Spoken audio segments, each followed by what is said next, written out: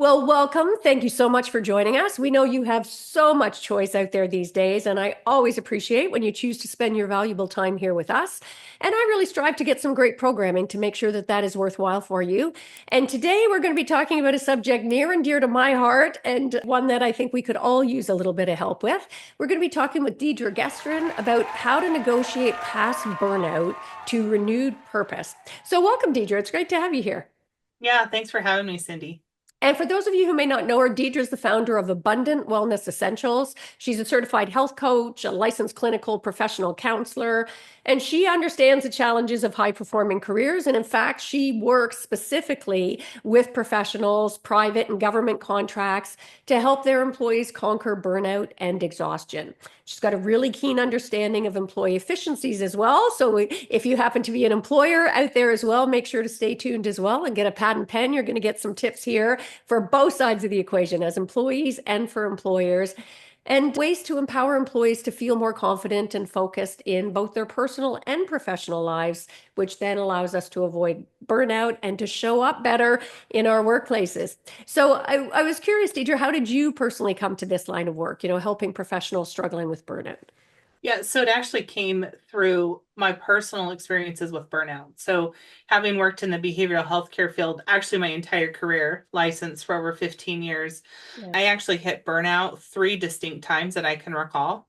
yeah, And it was through my third episode and the recovery process that I was fortunate to have that really kind of brought to light of why did I keep hitting that space yeah, in my career and really turn my passion to wanting to see others overcome burnout. I want to see people stay in the career they chose, yeah, right? Instead, so yeah, many are leaving their fields to do something just very random. yeah, And healthcare, particularly, right? We don't have enough of us. I think other fields it's the same. And so this really came out of my own journey yeah, from kind of hitting what I might say was my rock yeah. bottom health Well, wise. I love that you mentioned about that leaving, and I want to put a pin in that for our listeners because I think certainly I know in the legal profession, a lot of people and women in particular were leaving the profession in droves. It's a very high stress profession. And I think a lot of people assume, well, I'll just leave and then it will all go away. But it's not just about, it's like wherever you go, there you are. So I'd love if we could take a step back, maybe, Deidre, and that's, I probably should have started here because I think a lot of people don't really understand burnout. And I love that you were able to identify, there were three specific times. Can you define burnout for us? We hear a lot of buzz about it, but how does burnout, for example, differ from regular work stress? That is a great question. And what's interesting is the World Health Organization actually has an official definition for burnout. I did not know that. They do. And it's very specific. Their definition is very specific to work stress. And it's really the way I view stress connects to their definition. And that's we can talk about work stress. We all have stress in different areas in life and it comes and goes. But burnout is actually a step beyond stress, Yeah. right? It's where we have hit that, say, complete exhaustion. We're completely depleted. We have no desire. We don't feel that personal accomplishment at work. And really, the sign that most people are going to recognize is they're questioning what's the point? What am I doing? I Yeah. don't want to go to work anymore.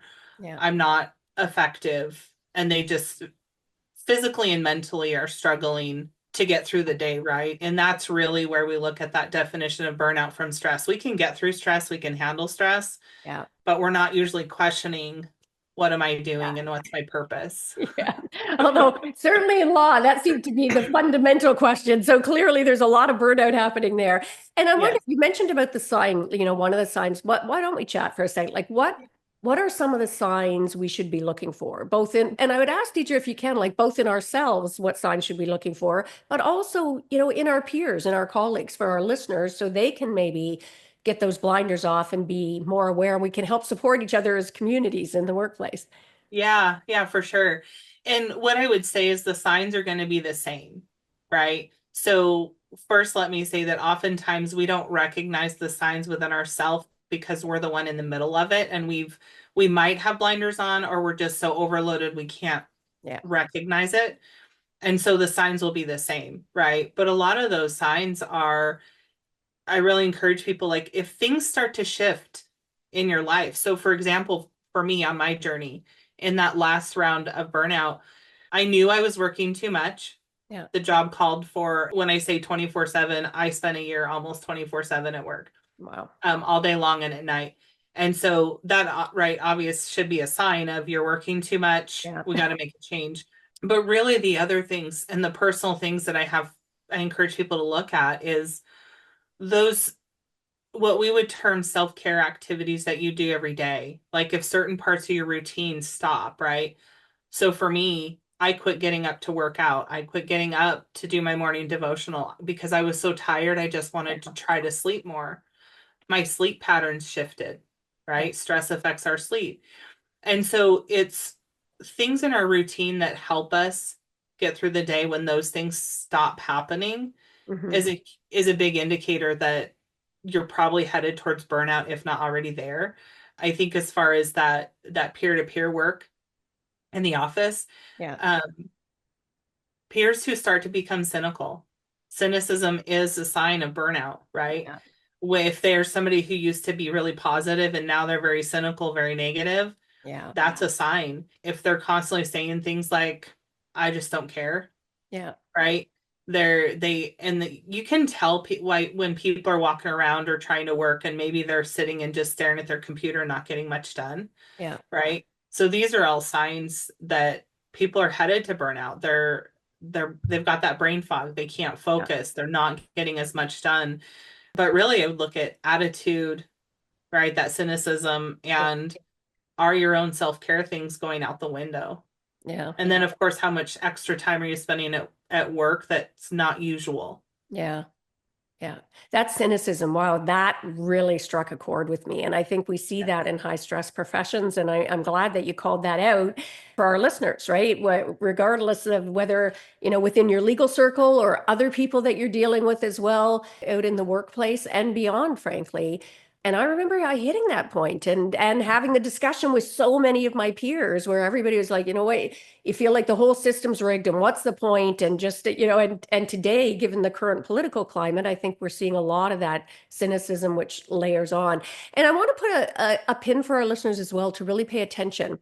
When Deidre was talking about that self-care, because it's so ironic that when we most need it, we're most likely to abandon it. So I wanted to really just make a point about that.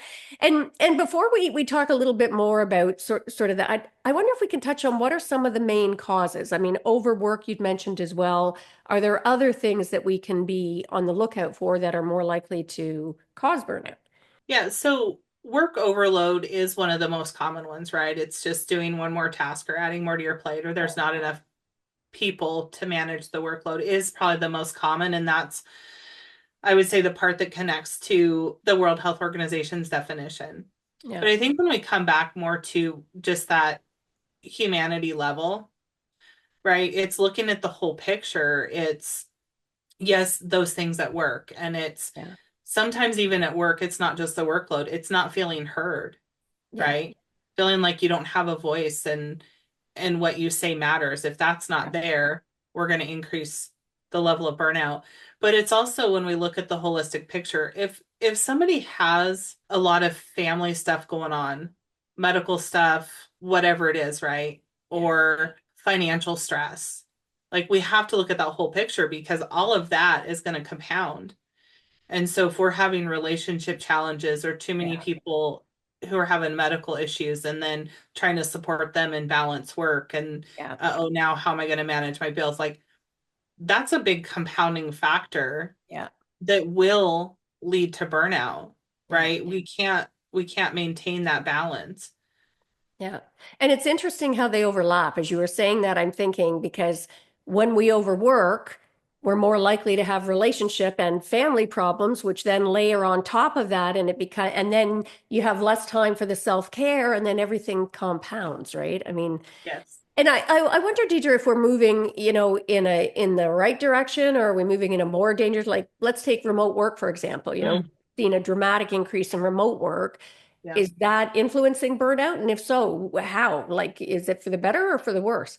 I would say that that's a double-edged sword in some ways, Yeah. right? Because On the positive side, people can have flexibility to take care of family needs and still make their paycheck and get their work done, right? But specifically since COVID, since the Yeah. pandemic, when everything shut down, that's when in my therapy practice I had the hugest influx of people coming saying, I'm burnt out, I'm burnt out. I see you specialize in burnout. And so that's where remote work is probably more on the negative. Because, and the reason I would put it more negative is people don't know how to balance and how to separate personal life and work, Yeah. right? So if you all of a sudden have your workspace in your home, Yeah. now you feel like you have to work 24/7 and Yeah. people don't know how to make that shift. Whereas they have an office to go into, they have that transition time that helps them mentally shift either to work or from work. And that was removed.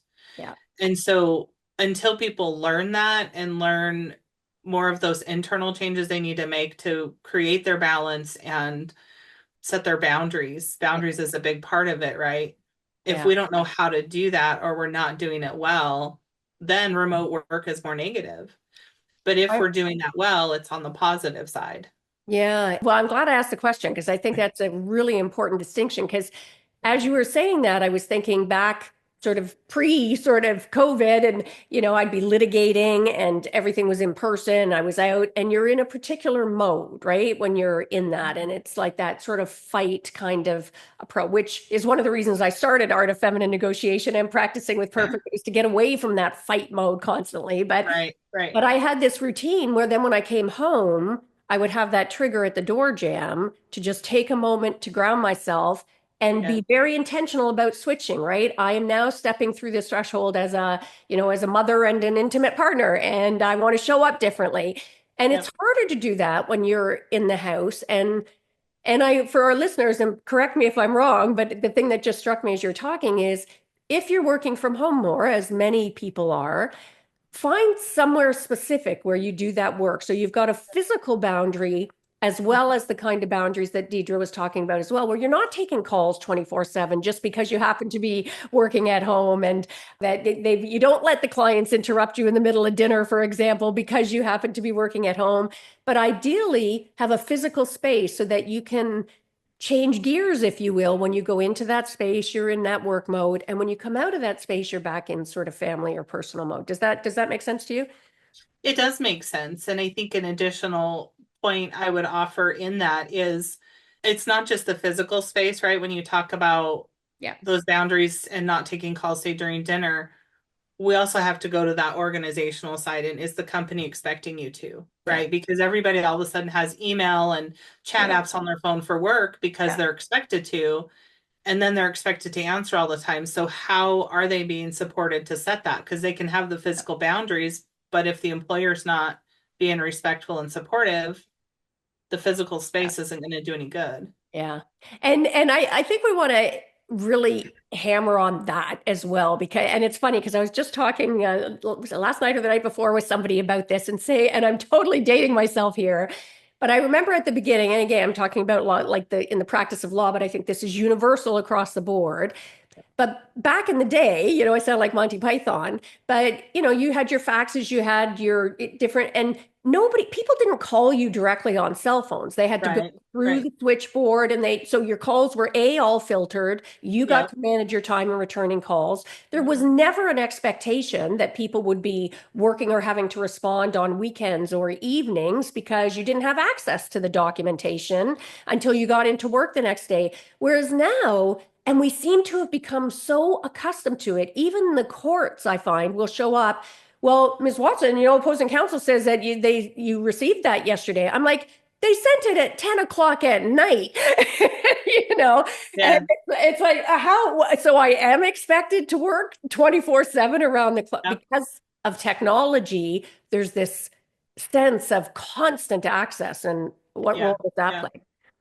Yeah, it is huge because electronics, right? There's an addictive component and there's this Yeah. instant gratification. That's what it's feeding. It's feeding the instant gratification for everybody, whether it's a client, employer, right? Somebody at the court, instant gratification. Well, I sent it. Yeah. Well, we Yeah. don't, our brains shouldn't function on instant gratification, but that's what it's Yeah. become. Yeah. So it's an immediate Yeah.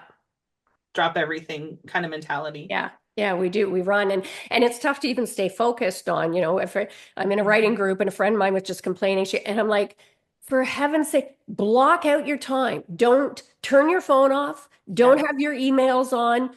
If you want to write, just write. Pick whether it's an hour, 2 hours, whatever time you want. Give yourself that boundary, as you're saying. And I want to make sure we talk a bit about sort of pre and post, if you will. So you talked about self-care. Are there other things, Deidre, we can or should be doing proactively to avoid burnout? What are your suggestions on that? Well, I would say part of it is a mindset shift, right? Because just like we're talking about getting a email or a document at 10 o'clock at night, we have to shift our mind to protect our time. But part of that mindset shift is, and this was one I had to make, work never stops. There is always work to do, right? I will never find the end. Yes. And Yeah. so I have to be the one in control that says, I will get to that tomorrow. Yeah. It is okay if it waits. Yeah. But if I can't change my own mindset, I'm going to keep myself in that state of burnout. So proactively, right? It's how do you view Yeah. work versus life, or that balance? Yeah. And really, boundaries is one of the biggest components to being proactive, right? Yeah. I recall always saying yes if Yeah. something needed done as a manager. Yes. And as I reflected back, I went, that's where I made a mistake. Yeah. If I had set some boundaries and said, no, I can't, would I have landed where I was, right? That's a Yeah. question that comes up. Yeah. Well, and let's hit on that for a moment because I think women in particular tend, I mean, it crosses gender certainly, but women in Yes. particular, given our conditioning, Yes. seem to be more susceptible to that. And you hear all the time, no is a complete sentence. And in addition to that, there are softer ways to say no if that's what you prefer, so long as you Right. still Right. maintain the boundary. Like when people are asking projects, like and I was guilty of that. I didn't just Yeah. join parent council, I became chair of parent council. They wanted fundraising, I became the chair of the fundraising committee. It was just this Right. constant, okay, okay, okay. And then it's Right. like, this sounds like a great project, a really worthwhile cause. And I think I know somebody else who might be interested. Maybe I can hook you up so that you can say your no and as well to be able to get past to set those all important boundaries. So really important stuff there. And what can we do if we know we're in sort of burnout? So, or if somebody else recognizes it in us. So when we hit that burnout stage, what are some things we can do to negotiate past it? So I think, first of all, right, we have to relook at our priorities and our values in life, because that really is what drives us, right? If I feel passionate about helping people heal, that's important. That's a priority, that's a value. But I also have to look at, do I have priorities in my personal life, right? And so when we look at our priorities and then we go, okay, these are the ones that are a must, right? Those non-negotiables, if you will, then those are the things we set boundaries Yeah. around. Yeah. And that's how we kind of start to come back, is revisiting our priorities. Yeah. Because everything that falls at the bottom of that list, right? If, say, I have 10 things on my priority list, but it's really the top four that are the most important that I Yeah. really need to do, Yeah. then those are what gets boundaries. Everything else is okay, do I need to have conversations and shift it to somebody else, or what do I do with those so Yeah. they don't just sit there or fall off, right? Oh, That's kind of, I see where we have to start. We have yeah. to look at our priorities. And interestingly, both personally and professionally, right? Certainly within the workplace. And for our listeners, I challenge all of you to do, I call it a time audit, call it what you will, Oh, but yeah. based on Yep. that sort of vase exercise, the one where if you're putting Yep. all the rocks in and the water and the sand. And, Yep. I do this often with my clients where I ask if you, and for our listeners, I encourage you, list all of the things that you would say are the priorities in your life. If somebody said to you, what are your priorities? Maybe it's your intimate partner, your kids, maybe it's writing that, the great next bestseller, whatever it is for you, write down those priorities and then just take 1 week. And this is easier for lawyers because we dock at our time in point 1 6 minute increments, which is really Yeah. quite embarrassing. But for everybody, I encourage you to dock it time basically. Keep track of everything, how much time you Yep. spend TV, scrolling, literally every minute of your day, trying to account for it to the extent that you can. And then at the end of the week, look back and see how much of your time is being spent on those things that you self-identified as being Yep. priority. And I bet it is a tiny fraction. And Deidre, I just Right. wanted to circle Right. back to something you said about that no end to the work, because again, that Yeah. really resonated with me. And for our listeners, I just want to put that applies not just in the big picture that there will always be more work and we all think we're indispensable, but at some point you got to draw those boundaries, but even per project. And, I'm thinking again in our writing community, you can edit and keep working. And there's the point, at some point, there's no line that suddenly says, okay, this is done, it's finite. Same with preparing for a case. There's no Yeah. such thing. It's like permanently being the night before an exam, right? When is Yeah. too much prep? So both at the micro and the macro level, Yeah. really take Deidre's advice to heart. I think it'll be a game changer. Now, I promised at the beginning we talk a bit about for employers as well. So well, first, let them know why it matters. How does employee burnout undermine profitability for an employer? Yeah, well, really, that comes into play because if an employee's burnt out, they're not as productive, Yeah. right? They don't get as much done because the ability to think clearly is not there, Yeah. right? And if I equate it to as a mental health professional, I have to write these 15-page assessments on a new patient, Yeah. right? And if I'm burnt out, how long is that going to take Yeah. me? So let me start with when I'm functioning at my optimal. Yeah. I can complete that document after I've spent the hour and a half with a patient, and I can finish that document within an hour or Yeah. less than an hour when I'm functioning optimally, right? That's just how Yeah. I function and work. But when I was burnt out, finishing that last half hour to an Yeah. hour of writing took me 4+ Yeah. hours, Yeah. right? Because I just coherently could not put my thoughts together, Yeah. formulate those diagnostic sentences I needed to put together. And so when we talk about productivity, that's just gone in the tank, right? Because Yeah. I'm not efficient. I'm Yeah. not thinking clearly. And as an employer, you want people to be productive. You want people to see on the healthcare field as many Yeah. patients as they can, right? Or Sure. to help as many people as possible. So whatever your field is, there's a set criteria of Yeah. what you're supposed to do. Yeah. Well, if you're burnt out, you're not going to meet that on a weekly or monthly basis. Yeah. Yeah. So if the employers can help manage the burnout, more resources, more training, right? And I hear a lot of times mental health, we provide mental health counseling. Wonderful, but that doesn't hit on company culture, Yeah. right? Yeah. Which culture is where you're going to hit on that bottom line, that productivity. People want to come to work, they feel included, that inclusivity, they're going to do more, Yeah. right? They might take on more.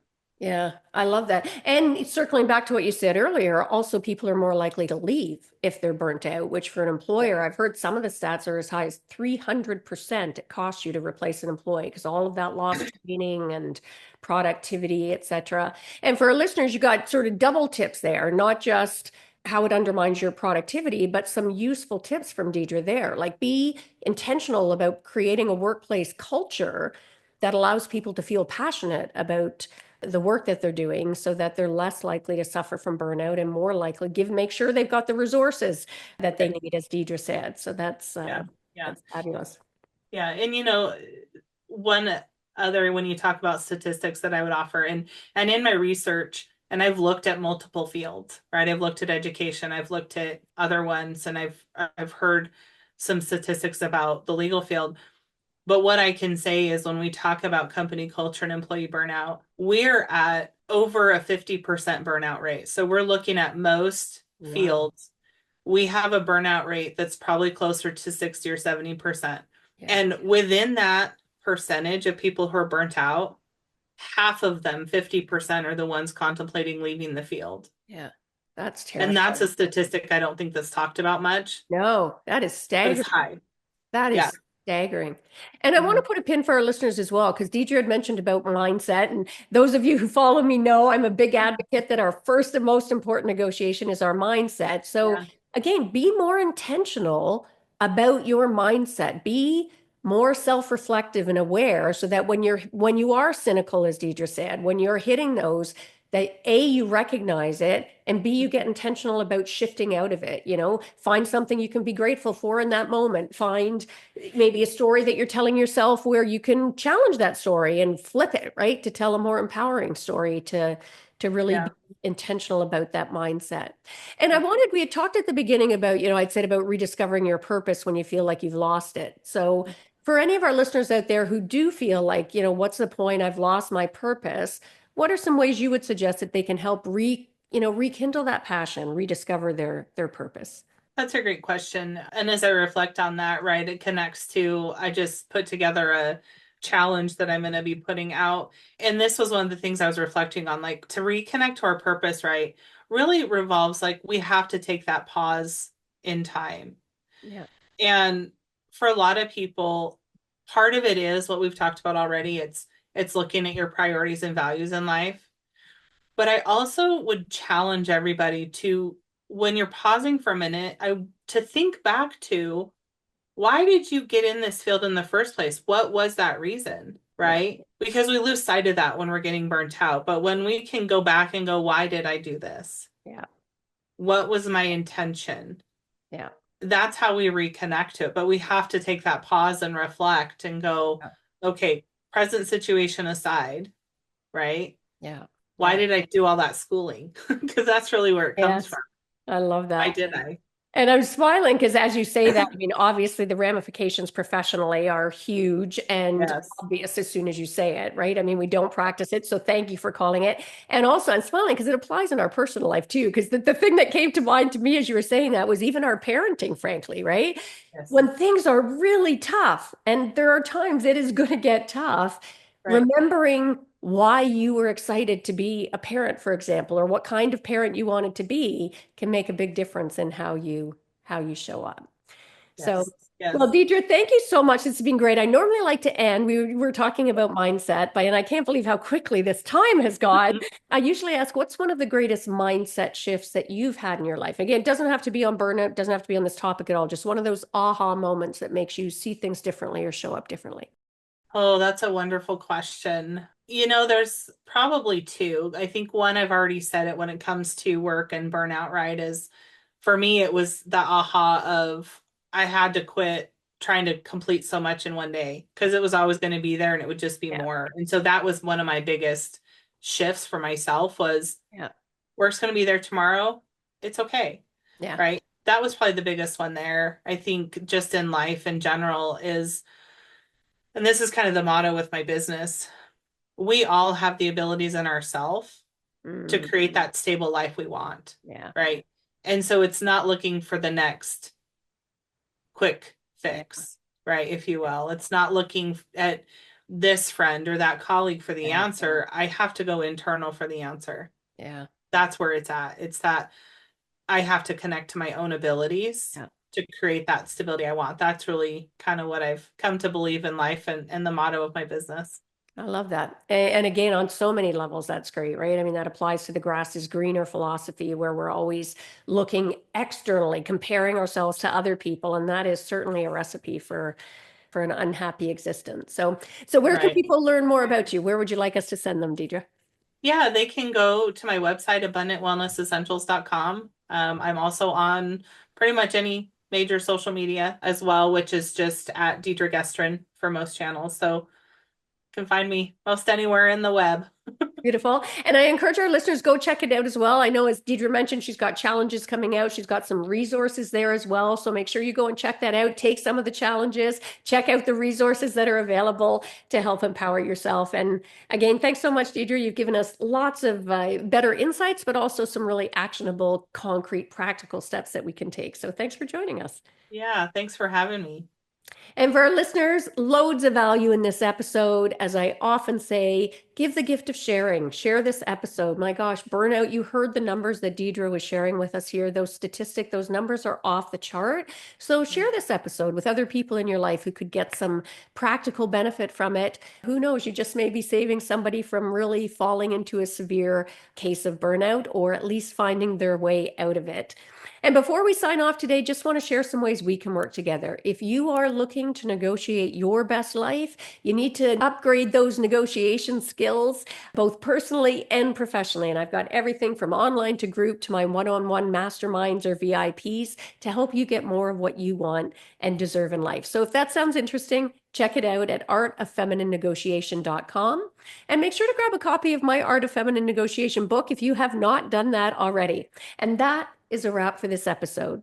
So until next time, go forth and negotiate your best life on your terms so you can stop missing out and you can start getting more of what you want and deserve from the boardroom to the bedroom. Until next time, take care.